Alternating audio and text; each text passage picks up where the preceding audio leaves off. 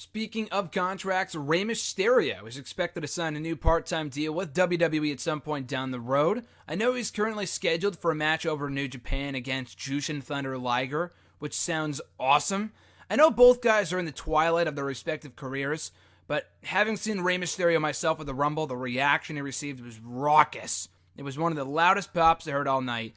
And Liger I saw in action not only at TakeOver Brooklyn 2, Brooklyn 1 rather, against Tyler Breeze a few years ago, but I also saw him in action against, I think, Flip Gordon from Ring of Honor at a Northeast Wrestling show about a year and a half ago. He's also still in very good shape and still can very much go, even at his age. He's like 50, I think 50-something. Rey Mysterio, I think, is in his early 40s, if not late 30s. But nonetheless, that sounds like a great match.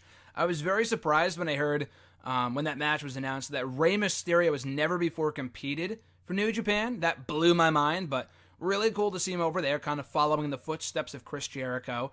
And a lot like Jericho, in 2018, Rey Mysterio is one of the hottest free agents in all of wrestling, which is really, really cool.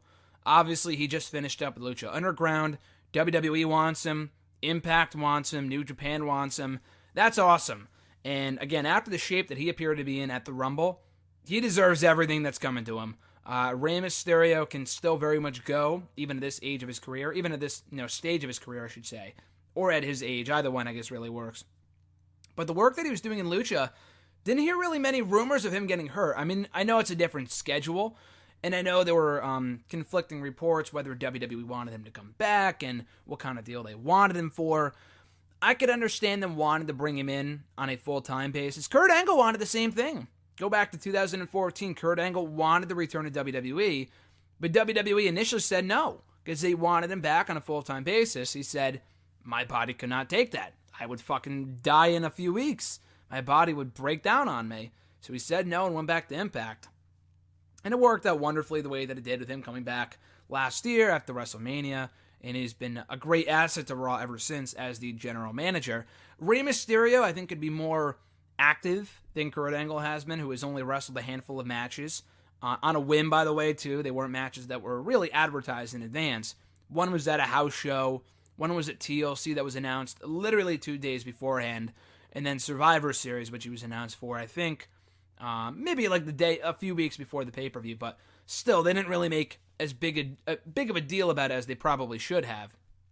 With Rey Mysterio, I believe, according to the Wrestling Observer newsletter, he is expected to have a deal similar to that of Chris Jericho's in WWE, where he might not be working every house show, but he will be around for TVs and the occasional pay-per-views and stuff like that. So, and obviously bringing back the brand split really helps, which is kind of going back to what I was saying earlier, where he's not working every Monday and Tuesday. He's only working every Monday or every Tuesday. I think he'd be great on SmackDown.